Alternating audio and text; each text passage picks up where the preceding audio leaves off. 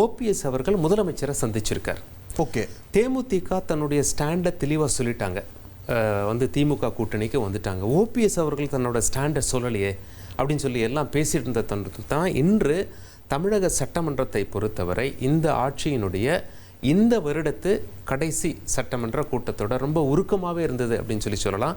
ஏன்னா மறுபடியும் கூட்டத்தொடர் அப்படிங்கிறது எலெக்ஷன் முடிஞ்சு புது கவர்மெண்ட்டை நடத்துகிற கூட்டத்தொடர். அதனால தான் நம்ம மக்களுக்கும் தெரியும், அதாவது வந்து எப்போவுமே அந்த ஆட்சி முடியும் போது இருக்கிற அந்த கூட்டத்தொடரில் நடக்கின்ற அந்த பட்ஜெட்டை இன்டரிம் பட்ஜெட், இடைக்கால பட்ஜெட் அப்படின்னு சொல்லி அமைப்பாங்க. ஏன் அப்படின்னா ஒருவேளை இருக்கிற கட்சி புது பட்ஜெட்டு போட்டால் கூட எலெக்ஷன் முடிஞ்சு ஒருவேளை ஏதாவது மாற்றங்கள் வந்தால் மாநிலத்திலேயும் மத்தியிலேயோ அந்த புது கவர்மெண்ட் புது பட்ஜெட்டை போடுவாங்க. அப்படிங்கிறதுனால தான் இன்ட்ரிம் பட்ஜெட் அப்படின்னு சொல்லி வச்சுருக்காங்க. ஸோ எந்த கட்சியுமே தேர்தல் முடிஞ்சு சந்தித்து மறுபடியும் ஆளுங்கட்சியே மறுபடியும் வந்து ஆட்சியில் உட்கார்ந்தாங்க அப்படின்னா புதுசாக ஒரு பட்ஜெட்டை உடனடியாக அதே ஆண்டில் போட்டுருவாங்க. ஒரே ஆண்டில் 2 பட்ஜெட் வரது தான் இன்ட்ரிம் பட்ஜெட்.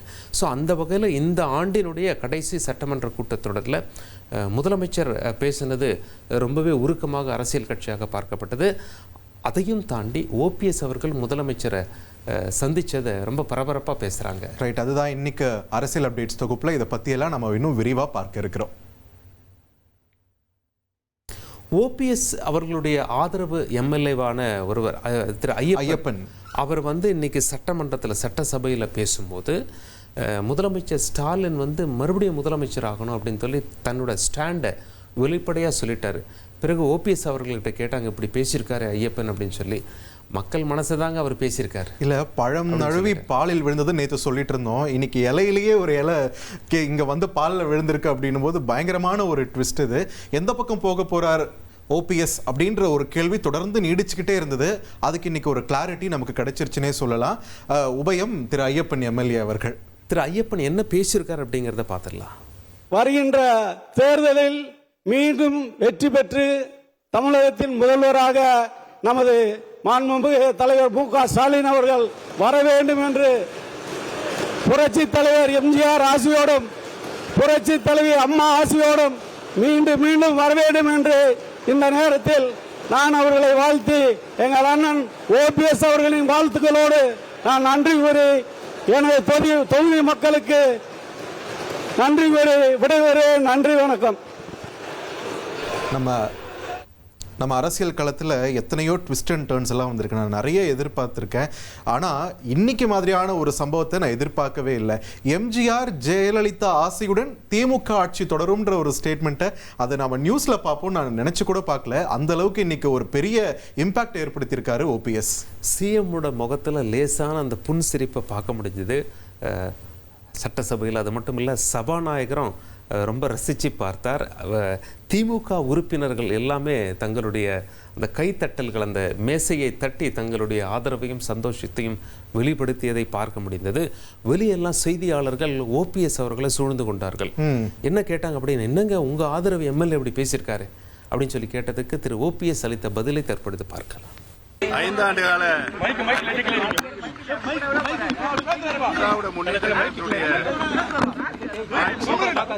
இன்றைக்கு சிறப்பாக நிறைவேற்றது காரணமாக மாண்புமிகு முதலமைச்சர் அவர்களுக்கு சந்தித்து அவருக்கு என்னுடைய வாழ்த்துக்களை தெரிவித்து வந்திருக்கிறேன். இன்றைக்கு இருக்கின்ற அரசியல் சூழ்நிலை, கடந்த 5 ஆண்டு கால ஆட்சியினுடைய நிலை, அவர்கள் இந்த நாட்டுக்கு செய்த அந்த சாதனைகள் இவையெல்லாம் மக்களுடைய மனதில் ஆழமாக பதிந்திருக்கிறது. மீண்டும் ஆட்சிக்கு வரக்கூடிய வாய்ப்பு திராவிட முன்னேற்ற கழகத்துக்கு இருக்கிறது. அவருடைய வாழ்த்துக்கள், அவருடைய எண்ணம், செயல்பாடு தமிழக மக்கள் இன்றைக்கு என்ன நினைத்துக் கொண்டிருக்கிறாரோ அதை அவர் சொல்லியிருக்கிறார். ஓப்பனாகவே திரு ஓபிஎஸ் அவர்கள் சொல்லிட்டாரு, மீண்டும் திமுகவுக்கு தான் வாய்ப்பு இருக்குது அப்படின்னு சொல்லிட்டு அரசியல் வட்டாரங்களில் இதுவும் பரபரப்பாக பேசப்படுகிறது.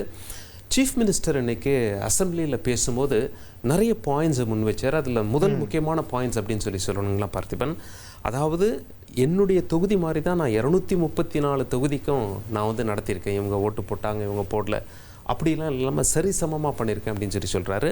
எல்லா தொகுதி எம்எல்ஏவும் நான் தான், குளத்தூர் தொகுதி தொடங்கி கீழே கன்னியாகுமரி வரைக்கும் எல்லாத்துக்கும் நான் தான் எம்எல்ஏ அப்படின்ற மாதிரி ஒரு டோன் செட் ஆயிடுச்சு. அந்த மாதிரி இதில் தான் எல்லாத்துக்குமே வந்து சரிசமமாக செஞ்சுருக்கோம் அப்படிங்கிறத பதிவு பண்ணியிருக்காரு.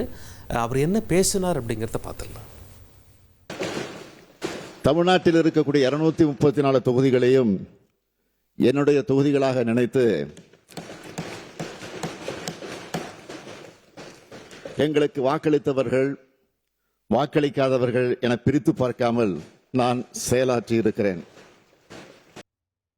இன்னைக்கு சிஎமோட ஸ்பீச்சில் நிறைய விஷயங்கள் முக்கியமாக பார்க்கப்பட்டாலுமே எனக்கு ஒரு அட்ராக்ஷனை கொடுத்தது என்னன்னா, ஆளுநருக்கும் தனக்குமான அந்த உறவை பற்றி தனிப்பட்ட விரோதம் எங்களுக்கெல்லாம் இல்லை அப்படின்ற மாதிரியான ஒரு ஸ்டேட்மெண்ட். ரெண்டு பேரையும் வச்சு அத்தனை மீம் எடிட்ஸ் வந்திருக்கு, தக் லைஃப் மூமெண்ட்ஸ் அப்படி இப்படின்னு. ஆனால் இன்னைக்கு இது சம்பந்தமாக ஒரு கிளாரிட்டி கொடுத்துருக்காரு சிஎம். என்ன பேசியிருக்காருன்னு பார்த்துருங்க. மாண்புமிகு ஆளுநருக்கும் எனக்கும் தனிப்பட்ட முறையில் எந்தவித கருத்து வேறுபாடு கிடையாது. தங்களுடைய சுயமரியாதை எல்முனையளவு சீண்டப்பட்டாலும் அது யாராக இருந்தாலும் எதிர்குரல் கொடுக்கும் திசையில் முதல் நபராக நான் இருப்பேன். தமிழர் பண்பாட்டை மனதில் கொண்டு மாண்புமிகு ஆளுநர் அவர்களுக்கு இந்த நேரத்தில் என்னுடைய நன்றியை நான் தெரிவித்துக் கொள்கிறேன். முதலமைச்சர் அவர்கள் துரைமுருகன் அவர்களுக்கு தன்னுடைய நன்றியை சொன்னார். பட் துரைமுருகன் அவர்கள் இல்லை அங்கே உடம்பு சரியில்லை. காரணம் அவருக்கு எலும்பு முறிவு ஏற்பட்டிருக்கு, வீட்டில் வழுக்கி விழுந்துட்டாரு. பட் துரைமுருகன் அவர்களுடைய சீட்ல இன்னைக்கு அன்பில் மகேஷ் அவர்கள் உட்கார்ந்துட்டு இருந்ததை நாம பார்க்க முடிந்தது. வழக்கமாக முதலமைச்சர் பக்கத்தில் துரைமுருகன் அவர்களோட சீட்டு தான் இருக்கும். பட்டு முதலமைச்சருக்கும் துணை முதலமைச்சருக்கும் இடையில் அன்பில் மகேஷ் துரைமுருகன் அவர்களுடைய சீட்டில் அமர்ந்திருந்தது அரசியல் வட்டாரங்களில் எல்லாரும். இப்பேரவையில் அனல் பறக்கு வாதம் நடைபெறக்கூடிய நேரத்தில் கருத்து மோதல்களை எதிர்கொண்டு கட்சி வேறுபாடுகள் வெளிப்படுகையில் தன்னுடைய அனுபவத்தாலும் அபார நினைவாற்றாலும் அமைதிப்படுத்தக்கூடியவர் பேரவையினுடைய மூத்த உறுப்பினர், அவை முன்னவர், என்னுடைய ஆறுயிர் அண்ணன் துரைமுருகன் அவர்கள். அவர் தற்போது இடுப்பு எலும்பு முறிவு ஏற்பட்டு அறுவை சிகிச்சை செய்து கொண்டு மருத்துவமனையில் அனுமதிக்கப்பட்டிருக்கிறார். அவர் விரைந்து உடல்நலம் பெற்று வர வேண்டும் என்று விரும்புகிறேன். அவருக்கும் இந்த நேரத்தில் என்னுடைய நன்றிகள். ஸோ இப்போ அரசியல் வட்டாரங்கள் என்ன பேசிக்கிறாங்கன்னு நான் பார்த்திப்பேன். இப்போ ஏற்கனவே ரஜினிகாந்த் துரைமுருகன் பற்றி என்ன பேசியிருந்தார் அப்படிங்கிறது நமக்கு தெரியும். அதெல்லாம் கொஞ்சம் சலசலப்பாச்சு, இன்னும் ரிட்டையர் ஆகலை அப்படின்னு. பட் இப்போ உடல்நிலை சரியில்லாமல் இருக்காரு. காட்பாடி தொகுதி என்பது அவருடைய கோட்டை. மீண்டும் காட்பாடி தொகுதியில் களம் இறங்குவாரா அல்லது அந்த சீட்டை வேற யாருக்காவது விட்டு தருவாரா, இப்படி அரசியல் வட்டாரங்களில் பேச ஆரம்பித்த அந்த நிலையில்தான் துரைமுருகனோட சீட்டில் அன்பில் மகேஷ் பொய்யாமொழி அமர்ந்திருந்தது ரொம்ப பரபரப்பாக செக்ரட்டேரியட் வட்டாரங்களில் இன்னைக்கு பேசிக்கிட்டாங்க. பட் இந்த தேர்தல் களத்தில் மீண்டும் துரைமுருகன் அவர்களுடைய குரல் கேட்க வேண்டும். அவரோட அந்த விட்டை கண்டிப்பாக எல்லாருமே இந்த இடைப்பட்ட காலத்தில் மிஸ் பண்ணுவாங்க. ஸோ என்ன நடக்க போகுது அப்படின்றதையும் நம்ம பொறுத்திருந்து தான் பார்க்க வேண்டியிருக்கும். இன்னைக்கு அதிமுகவோட ஆப்சன்ஸை பார்க்க முடிந்தது. அதிமுக இன்னைக்கு புறக்கணிச்சிட்டாங்க. கடைசி நாள் நமக்கு பெருசாக பேச வாய்ப்பு கிடைக்காது அப்படின்னு சொல்லி நினச்சாங்களோ என்னவோ. நம்ம செய்தியாளர் என்ன சொல்லியிருக்காரு அப்படின்னா, இல்லை நேற்று இபிஎஸ் பேசும்போது முதலமைச்சர் இல்லை, அதனால் இன்னைக்கு முதலமைச்சர் பேசும்போது இபிஎஸ் இல்லை அப்படிங்கிறத நாங்கள் புரிஞ்சுக்கல. ஓபிஎஸ் பண்ண போகிற சம்பவம் உங்களுக்கு முன்னாடியே தெரிஞ்சிருக்குமோ, அதனால ஒரு வேளை வராமல் போயிருக்கலாமோ. சில பல காரணங்களால் அதிமுக அங்கே வரலை. வராத உறுப்பினர் திரு எடப்பாடி பழனிசாமி அவர்களுக்கும் நன்றி அப்படின்னு சொல்லி முதலமைச்சர் பேசியிருக்கார். அதை பார்த்துடலாம். குறைகளை சொல்பவர்கள் நம் முன்னேற்றத்திற்கு சிறகுகளை தரக்கூடியவர்கள் என்று எண்ணி செயலாற்றக்கூடியவன் நான். அரசுக்கு தக்க யோசனைகளை கூறுவதிலும் குறைகளை சுட்டிக்காட்டுவதிலும் கண்ணியமான முறையை கடைபிடித்து ஒத்துழைப்பு நல்கிய எதிர்க்கட்சி தலைவர் இன்றைக்கு வரவில்லை. இருந்தாலும் அவர்களுக்கும் மற்றும் உள்ள கட்சி தலைவர்களுக்கும் எங்கள் சாதனைகளுக்கெல்லாம் தோளோடு தோல் என்ற தோழமை கட்சி தலைவர்களுக்கும் என்னுடைய நன்றியை நான் தெரிவித்துக் கொள்கிறேன். சலீம், இப்போ 2026 தேர்தலுக்கு தயாராகி கொண்டிருக்கும் போதே ஒரு 5 வருஷத்துக்கு முன்னாடி 2021 தேர்தலை பற்றி இப்போ பேச வேண்டியதாக இருக்குது. அந்த தேர்தலின் போது எதிர்த்தரப்பில் நிறைய ஆர்வங்கள் சொல்லப்பட்டது முதல்வர் ஸ்டாலினுக்கு எதிராக. அவருடைய ஜாதகப்படி அவருக்கு முதல்வராகும் யோகமே கிடையாது அப்படின்லாம் சொன்னாங்க. ஸோ பதவியேற்கும் போது முத்துவேல் கருணாநிதி ஸ்டாலின் அவர் பதவியேற்ற போது அது ஒரு ஸ்பெஷல் மொமெண்ட்டாக மாறிச்சு திமுகவுக்கு. ஸோ அந்த 2021 தேர்தல் முடிவுகள் நிச்சயமாகவே அவங்களுக்கு ரொம்பவே ஒரு மெமரபிளான ஒரு தேர்தல் தான். அதை பற்றியும் இன்னைக்கு முதலமைச்சர் நினைவு கூர்ந்திருக்காரு. அந்த தேர்தல் முடிவுகளை பற்றி அதையும் இப்ப பார்த்துடலாம். 2021 ஆண்டு நடைபெற்ற தமிழ்நாடு சட்டமன்ற தேர்தலில் திராவிட முன்னேற்ற கழகம் 6வது முறையாக வெற்றி பெற்ற போது ஒரு பக்கம் மகிழ்ச்சி இருந்தாலும் இன்னொரு பக்கம் எனக்கு கவலையும் இருந்தது. அதை நான் மறைக்க விரும்பவில்லை. இந்த பொறுப்பை நான் எப்படி செய்ய போகிறேன், வாக்குறுதிகளை நிறைவேற்ற முடியுமா, மக்கள் விரும்பக்கூடிய வகையில் ஆட்சி நடத்த முடியுமா, மக்கள் மகிழ்ச்சி அடையும் வகையில் ஆட்சி நடத்த முடியுமா என்ற கவலைதான் எனக்கு இருந்தது என்று நான் சொல்லியிருந்தேன். முந்தைய அரசுகளின் செயல்பாட்டின் காரணமாக விளைந்த மிக மோசமான பின்னடைவு, நமக்கு ஒத்துழைக்காத ஓரவஞ்சனை செய்யக்கூடிய ஒன்றிய அரசு, ரெண்டுக்கும் இடையிலே தான் நாம் இருந்தோம். நமக்கு பெரும் வெற்றியை தந்து பொறுப்பை ஒப்படைத்த மக்களின் எதிர்பார்ப்புக்கு இடையில் ஆட்சிக்கு வந்தோம். தமிழ்நாட்டில் அனைத்து துறைகளும் எப்பொழுது வளரும் என்ற ஏக்கத்தில் இருந்தவர்களுடைய வாட்டத்தை போக்கி சமச்சீரான வளர்ச்சியை இந்த 5 ஆண்டுகளில் அடைந்திருக்கிறோம். ஆரம்பத்தில் இருந்த அந்த பதட்டத்தை பற்றி முதலமைச்சர் ரொம்ப தெளிவாக எடுத்து சொன்னார். அதே போல் 5 ஆண்டு நிறைவு எப்படி இருக்கிறது, மீண்டும் உறுதியாக வருவோம் இங்கே அப்படின்னு சொல்லிட்டு திராவிட மாடல் 2.0 எக்ஸாக்ட்லி முதலமைச்சர் என்ன பேசியிருக்கார் அப்படிங்கிறத பார்க்கலாம். நான் இந்த 5 ஆண்டு காலத்தில் எனக்கும் என் மனசாட்சிக்கு மட்டுமே கட்டுப்பட்டு உழைத்திருக்கிறேன். இன்னும் உழைக்க காத்திருக்கிறேன். நாளைய தமிழ்நாடு நிச்சயம் நெஞ்சில் தாங்கி நம்மை வரவேற்க நம்பிக்கை எனக்கு இருக்கிறது. நாளை நாங்கள் அமைக்கப் போகக்கூடிய திராவிட மாடல் 2.0 ஆட்சி எங்கள் சாதனைகளை நாங்களே விஞ்சும் அளவிற்கு திராவிட முன்னேற்றக் கழகம் என்ற மாபெரும் இயக்கத்தின் தலைவராக அமர வைத்து நான் தமிழ்நாட்டின் முதலமைச்சராக உழைத்த லட்சக்கணக்கான கழக உடன்பிறப்புகள் இருக்கக்கூடிய திசை நோக்கி வணங்கி எவரேனும் விடுபட்டிருந்தால் அவர்களை நினைத்துக் கொண்டு அனைவருக்கும் மீண்டும் ஒரு முறை நன்றி தெரிவித்துக் கொள்கிறேன். உறுதியாக சொல்லுகிறேன், மீண்டும் வெல்வோம், மீண்டும் ஆட்சி வந்து அமைப்போம், மீண்டும் வந்து தமிழ் மக்களுக்கான திட்டங்களை தொடர்ந்து செயல்படுத்துவோம். நன்றி, வணக்கம்.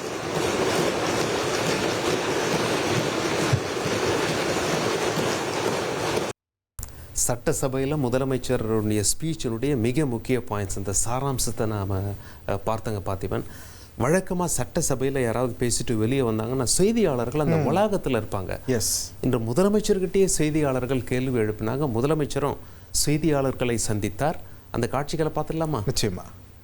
மனநிறைவோட 5 வருஷம் ஆட்சி இருந்து தேர்தல்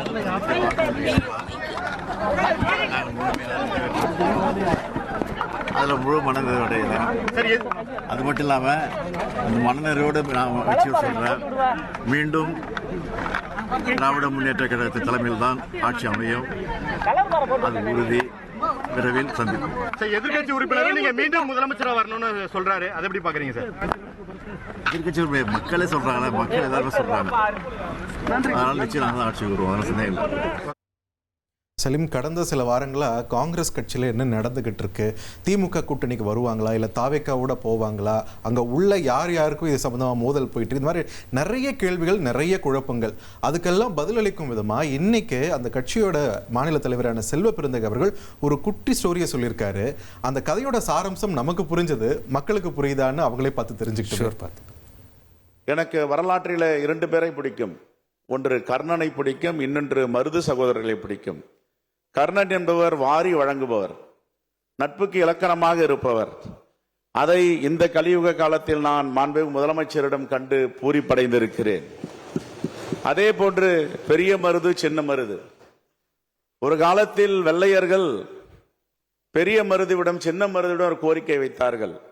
உங்களுடைய ஆட்சியை பார்த்தும் நேர்மையை பார்த்தும் மக்களுடைய அர்ப்பணை பார்த்து நாங்கெல்லாம் வியந்து போயிருக்கிறோம்.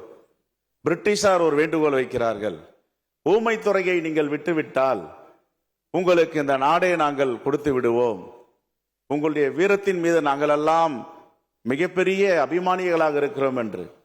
அப்பொழுது பெரிய மருதும் சின்ன மருதும் சொன்ன வார்த்தை, நட்புக்கு இலக்கணமாக ஊமைத்துறை எங்களிடம் இருக்கிறார், அவரை நாங்கள் விட்டு கொடுத்தாலோ காட்டி கொடுத்து விட்டாலோ வரலாற்றில் மிகப்பெரிய குற்றம் பின்னணியோடு இந்த தமிழகம் இருக்கும்.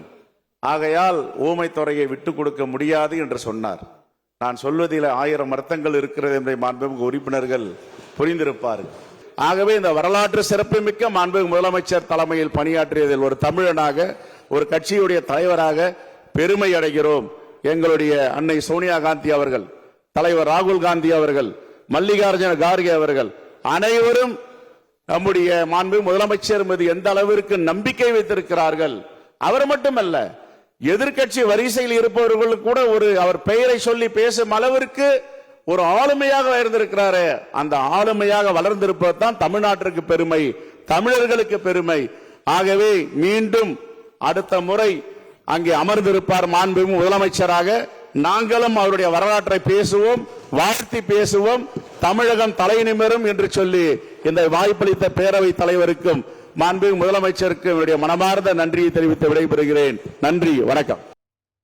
கடந்த 2 வாரமா எவ்வளவோ சலசலப்பு காங்கிரஸ் திமுக கூட்டணியில, எவ்வளவு தினந்தோறும் ஒரு ட்வீட் வந்தது, ஆட்சியில பங்கு கேட்டாங்க, தீர்மானம் நிறைவேற்ற அளவுக்கு போனாங்களே, அதுக்கப்புறம் பெங்களூர் போய் கம்ப்ளைண்ட் பண்ண, இந்த மாதிரி பல சலசலப்புக்கு நடுவில் இப்பதான் அவங்களே ஓப்பனா மீண்டும் திரு ஸ்டாலின் தான் முதலமைச்சராக அமர்வார் அப்படின்னு சொல்லி பேசி சொன்ன கதையோட சாராம்சம் நிறைய பேருக்கு புரிஞ்சிருக்கும். புரியாதவங்களுக்கு நீங்க கொஞ்சம் ஷார்ட்டா சொல்லிடுங்களேன். அவர் இன்னொன்னு சொல்லிட்டாரு, அந்த கதைக்கு 1000 அர்த்தங்கள் இருக்கு அப்படின்னு சொல்லி அதுல ஒரு அர்த்தமும் அதுக்கப்புறம் அந்த ஸ்பீச்ல சொன்னாரு. இது ஒரு பக்கம் இருந்தாலும் பாமக தரப்புல என்ன பேச போறாங்க அப்படின்னு சொல்லி ரொம்ப உற்று பார்த்து கொண்டிருந்தார்கள். காரணம் என்ன அப்படின்னா, அன்புமணி பாஜக கூட்டணியில சேர்ந்துட்டாரு. ஆனா திரு ராமதாஸ் தன்னுடைய ஸ்டாண்டை இன்னும் சொல்லல. சோ ராமதாஸ் அவர்களுடைய ஆதரவு எம்எல்ஏக்கள் என்ன பேச போறாங்க அப்படின்னு சொல்லி ரொம்ப உற்று பார்த்து கொண்டிருந்தார்கள். அதுல திரு ஜி.கே. மணி அவர்கள், மூத்த உறுப்பினர் திரு ஜி.கே. மணி அவர்கள் முதலமைச்சரை பாராட்டி பேசினார். அந்த காட்சிகளை பார்க்கலாம். எதிர்கட்சி வரிசையில் இருக்கிற இந்த ஜி.கே. மணி சார்ந்திருக்கிற பெண்ணாகரம் தொகுதியாக இருந்தாலும், அல்லது நம்முடைய எதிர்கட்சி தலைவர் மாண்புமிகு எடப்பாடி பழனிசாமி அவர்கள் தொகுதியாக இருந்தாலும், என் பக்கத்தில் அமர்ந்திருக்கிற பாரதிய ஜனதா கட்சியை சார்ந்த நயினார் நாகேந்திரன் அவர்கள் தொகுதியாக இருந்தாலும், ஏன் குறிப்பாக காங்கிரஸ் கட்சி தலைவர் செல்வ பெருந்தகை தொகுதி உள்ளிட்ட எதிர்கட்சி வரிசையில் இருக்கிற சட்டமன்ற தொகுதிகளுக்கெல்லாம் கேட்டதை கொடுத்தவர், நிறைவு செய்தவர் முதலமைச்சர் அவர்கள் என்பதை இந்த நேரத்தில் எண்ணி பார்த்து மாண்பு முதலமைச்சர் அவர்களுக்கு நன்றியை தெரிவித்துக் கொள்ள விரும்புகிறேன். ஸோ இதே ஸ்பீச்சில் என்ன சொல்லுவார் அப்படின்னு சொல்லி எல்லாம் பார்த்தாங்க. ஒருவேளை முதலமைச்சர் ஸ்டாலின் தான் மறுபடியும் முதலமைச்சர் ஆகணும்னு சொன்னால், ஒருவேளை பாமக திரு ராமதாஸ் அணி பழமும் பாலில் விழுந்துருமோ, எக்ஸாக்ட்லி இப்போ திமுக பக்கம் போயிடுவாங்களா, திமுக ஆதரவை ரொம்ப ஓப்பனாக சொல்லுவாங்களா அப்படின்னு சொல்லி எல்லா தரப்பினரும் உற்று பார்த்து கொண்டிருந்தார்கள். பட் நான் கமிட்டல் திரு ஜி.கே. மணி அவர்கள் அதை கமிட் பண்ணிக்கலாம். என்ன சொல்றாரு அப்படின்னா, எம்எல்ஏக்கள் யாரெல்லாம் மறுபடியும் இங்கே வந்து உட்கார மக்கள் முடிவு பண்ணுவாங்க அப்படின்னு சொல்லி பொதுவாக சொல்லிட்டார், பட்டும் படாம. ஆமாம், அவர் என்ன சொல்லியிருக்காருன்னு பார்த்துருவோம். கல்லூரியில் படித்து விடுதியிலே படித்து வெளியேறுகிற நேரத்தில் பசுமை நிறைந்த நினைவுகளே பாடி தெரிந்த பறவைகளே என்று பாடி எல்லாம் அங்கே உட்கார்ந்து பேசணும், பழகணும், எல்லாம் பிரிந்து போகிறோம். மனசுக்கு கஷ்டமாக தான் இருக்குது, வருத்தமாக இருக்குது. மீண்டும் யார் வருவார்கள் என்பதை அந்தந்த தொகுதி மக்கள் தீர்மானிப்பார்கள் என்பதை நான் யாரும் குற்றச்சாட்டாக சொல்லவில்லை.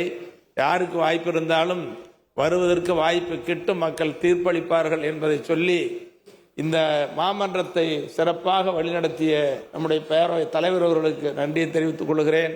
அதே போல எல்லோரையும் அரவணைத்து எதிரும் புதிருமான கருத்துக்கள் வந்தாலும் கூட இதை ஏற்றுக்கொண்ட மனப்பக்குவம் படைத்த நம்முடைய முதலமைச்சர் அவர்களுக்கு மீண்டும் நன்றியை தெரிவித்துக் கொள்கிறேன்.